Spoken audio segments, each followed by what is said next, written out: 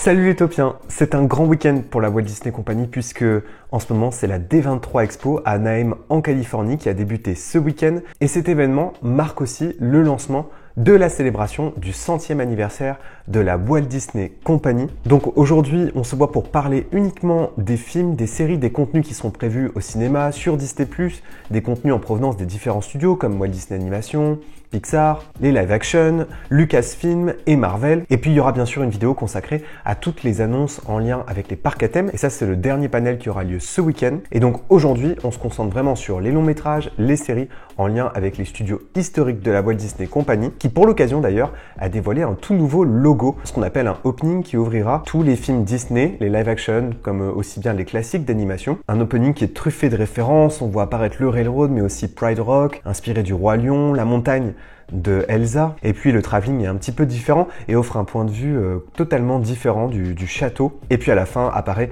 le logo du 100e anniversaire. Et donc ce que je vous propose, c'est qu'on parle de toutes les annonces qui concernent les studios historiques et on commence, comme à chaque fois qu'on fait ce genre de vidéo, par le studio historique, c'est-à-dire Walt Disney Animation. Alors vous le savez, le classique cette année à Noël et qui sortira pas en France au cinéma, contrairement aux autres pays, qui sortira donc directement sur Disney+ en France, c'est le classique d'animation Strange World, qui arrivera en novembre 2022 et qui est réalisé par Don Hall. Ce film raconte l'histoire d'une famille incroyable. Ils vont aller au-delà de leurs différences pour aller découvrir un monde fantaisiste et qui est à la fois rempli de dangers mais aussi de surprises. Et donc pour l'occasion, les personnes dans la salle ont pu profiter d'un nouveau trailer. Une nouvelle image du film a été partagée à tout le reste du public. Après le succès de Encanto, il faut vraiment que Strange World confirme la bonne santé de Walt Disney Animation, qui est l'un des rares studios Disney à encore bien fonctionner. Mais l'annonce la plus surprenante et celle qui m'a clairement le plus marqué, et c'est l'un des classiques d'animation du coup que je vais le plus attendre dans les mois à venir, c'est le film Wish. Jennifer Lee, qui est la présidente de Walt Disney Animation, a décidé de réunir son équipe créative, qui avait produit le premier opus de La Reine des Neiges, pour ce tout nouveau film qui doit marquer la célébration du 100e anniversaire de la Walt Disney Company. Et Wish sera donc le classique de Noël de 2023. Et c'est un film qui est inspiré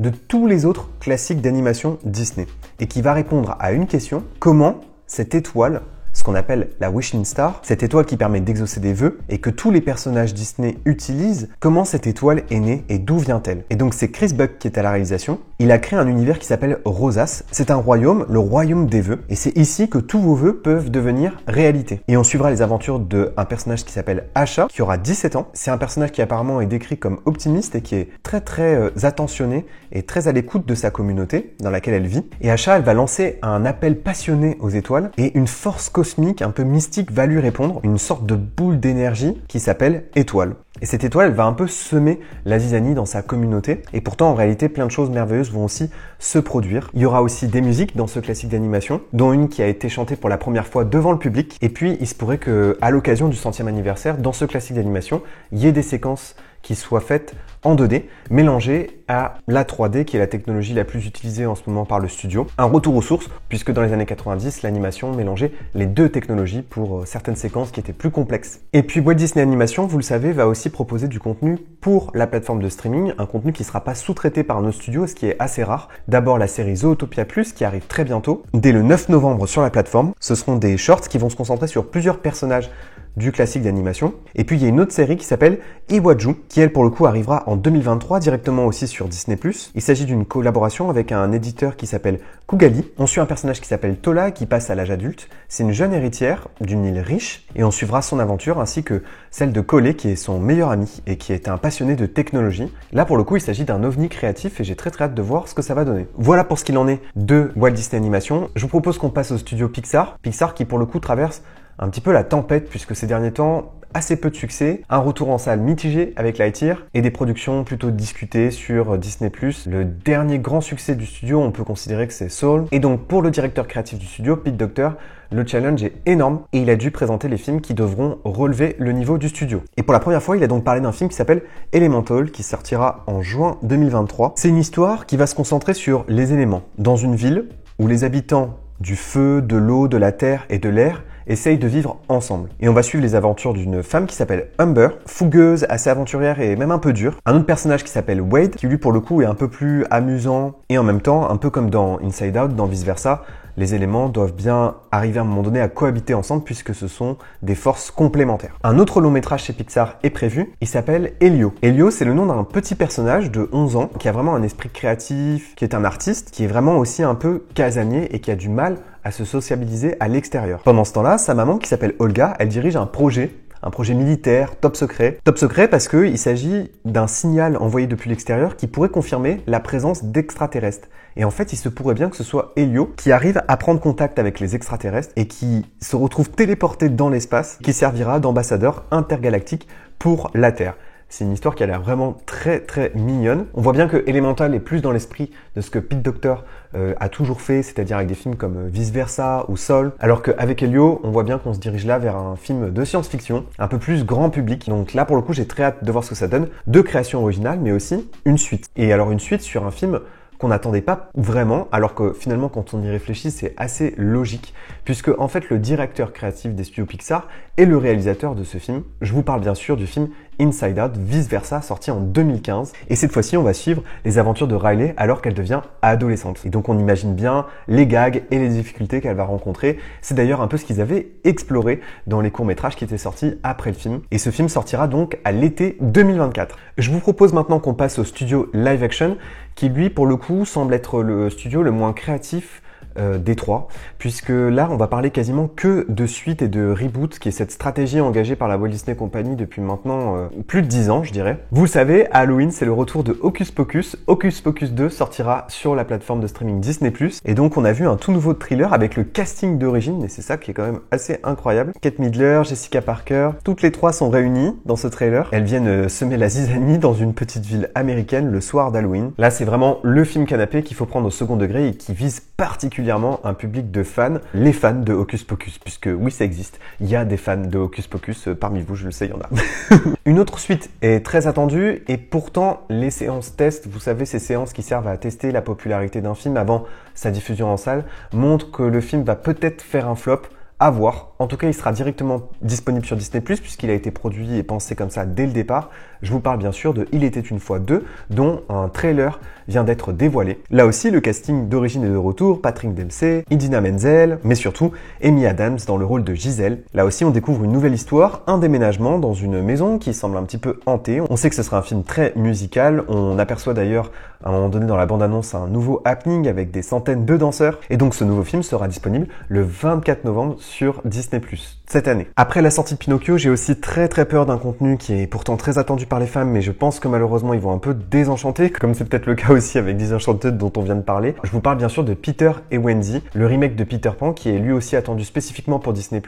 Et quand je vois ce qui a été fait sur Pinocchio, quand je vois ce qui a été fait sur Lady and the Tramp, quand je vois qu'il y a déjà des mauvais retours sur Il était une fois 2, je me dis que ces films directement prévus pour Disney+, sont clairement plus cheap, moins bien financés, clairement moins ambitieux, et détruisent là des classiques d'animation qui étaient pourtant des grands films. Ce qui est sympa, c'est que le capitaine Hook, c'est Jude Law, donc l'antagoniste principal, c'est Jude Law, qui fera sans doute très bien le job. C'est une histoire qui va se concentrer sur Wendy, Peter Pan. Je pense que c'est aussi un film qui va se concentrer un peu plus sur le background du capitaine Crochet. Un film qui sera donc disponible sur Disney+ en 2023. Disney a décidé aussi de renouer avec les adaptations de ses attractions iconiques. L'année dernière, Jungle Cruise a été un succès en salle, notamment aux États-Unis, un succès critique aussi, et moi c'est un film que j'ai beaucoup apprécié. Et donc ils ont décidé de retester l'univers de Haunted Mansion qui avait mal fonctionné dans les années 2000 avec Eddie Murphy, mais cette fois-ci uniquement pour la plateforme Disney+. Donc Haunted Mansion, inspiré de l'attraction emblématique présente à Disneyland, à Walt Disney World, à Disneyland Paris dans une version particulière qui est Phantom Manor. Pour la première fois, on a découvert le synopsis du film d'ailleurs. Ça racontera l'histoire d'une femme et de son fils qui vont embaucher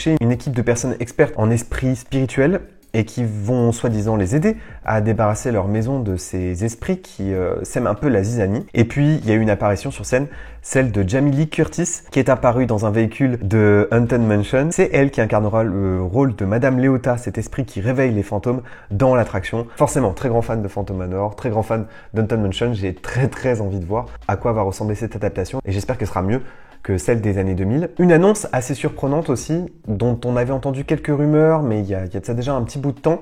Le Roi Lion va revenir au cinéma après le succès de l'adaptation live de 2019. Et là, pour le coup, ce serait un préquel qui se concentrerait uniquement sur la vie de Mufasa, j'imagine aussi celle de Scar, puisqu'ils ont grandi ensemble. Et bien, pour le coup, je trouve ça clairement plus audacieux que ce qui a été fait en 2019. Ce film était une pâle copie du classique d'animation, avec vraiment très peu d'audace et des reprises musicales assez discutables. Un succès commercial, certes, mais une pauvreté créative dans ce film qui en fait pour moi un des pires live-action jamais sortis au cinéma.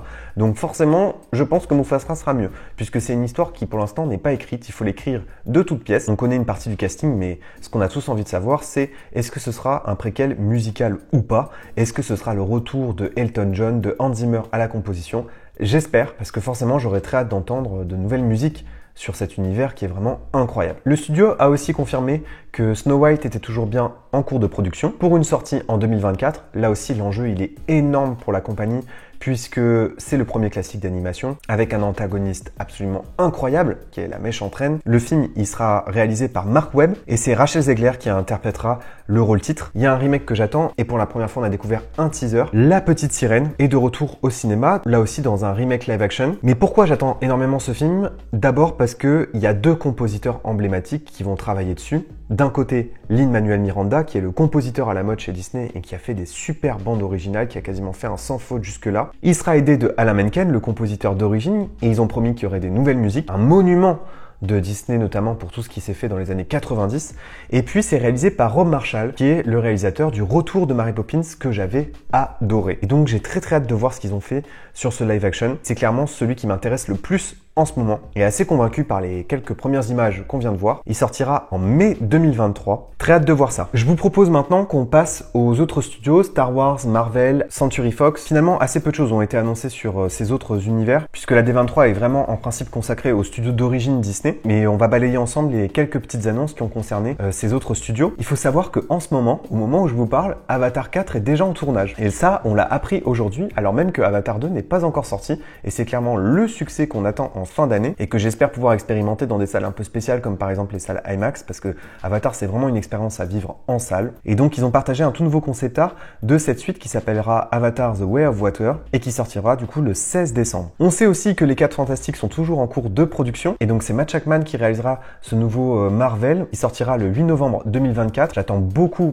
des 4 Fantastiques qui était vraiment une saga géniale dans les années 2000 mais qui avait été rebootée je me souviens en 2016 et c'était un navet ce film. Donc j'ai très hâte qu'il relance cet univers. On a appris aussi que War Machine était finalement de retour, non pas dans un film mais en série, dans une série qui s'appellera Armor Wars, qui sortira directement sur Disney+. On a eu aussi un trailer d'une série que j'attends énormément, qui s'appelle Secret Invasion, qui se concentre sur Samuel L. Jackson et son personnage Nick Fury, qui est clairement un de mes personnages Marvel préférés. C'est une série qui arrivera en 2023 sur Disney+, qui raconte une invasion sur la Terre. J'ai très hâte de voir ça. Et les premières images donnent vraiment envie. En ce moment aussi, Disney+ aime bien faire des Halloween ou des Holiday Special. Eh bien, il y aura un Halloween Special qui sortira le 7 octobre sur Disney+, et dont on a vu là aussi quelques premières images. Et enfin, le studio Marvel a confirmé que Wakanda Forever, qui est la suite de Black Panther, était toujours en cours de production, mais ça, on le savait puisque le trailer était sorti lors de la Comic-Con qui a eu lieu il y a quelques semaines. Donc encore une fois, des annonces assez banales pour l'univers Marvel. C'est le cas aussi pour l'univers Star Wars qui cependant a dévoilé une bande-annonce de la nouvelle saison de The Mandalorian qui sera disponible en 2023, qui est vraiment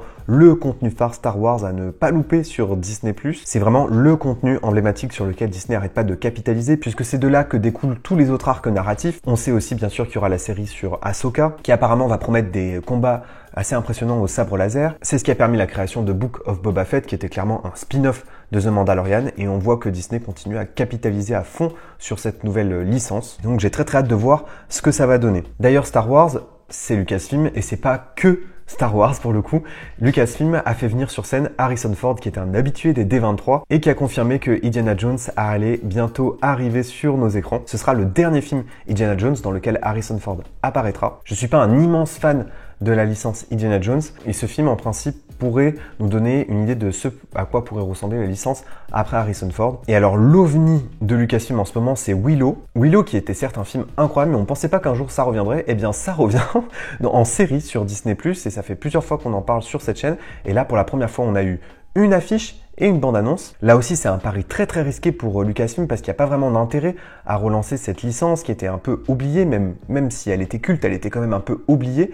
Et puis là, pour le coup, il y a des concurrents très très très solides en face puisqu'il y a Lord of the Rings, il y a House of Dragon, des univers heroic fantasy qui sont déjà très très bien installés. Et Willow est peut-être un peu moins connu du grand public et de la nouvelle génération. Donc à voir, je vous avoue que je regarderai par curiosité parce que Willow, ça m'avait quand même beaucoup marqué quand j'étais petit. Affaire à suivre. Et enfin, la série que j'attends le plus avec The Mandalorian, c'est aussi bien sûr Andor qui a révélé sa bande-annonce définitive qui en termes de prise de vue, d'effets spéciaux, de réalisation, de photographie semble très inspirée de ce qui a été fait sur Rogue One et donc forcément ça annonce que du bon et je sens que cette série va être un carton. Elle débarque dès le 21 septembre sur Disney+ et les nouvelles images sont vraiment magnifiques. C'est une série d'espionnage et apparemment très politique, donc on va voir aussi beaucoup d'images de Coruscant. Pour moi, Andor me semble être un retour aux sources très très très intéressant et j'ai très très hâte de voir ça. Voilà pour ce qu'il en était de toutes les annonces lors de ces premiers jours de la D23 Expo en Californie. Ce n'était qu'une sélection, n'hésitez pas à partager en commentaire des contenus dont je n'aurais pas forcément parlé. Et on se retrouve sur la chaîne très vite pour parler des annonces qui concernent les parcs Disney. D'ici là, n'oubliez pas que vos rêves sont éternels. Bye!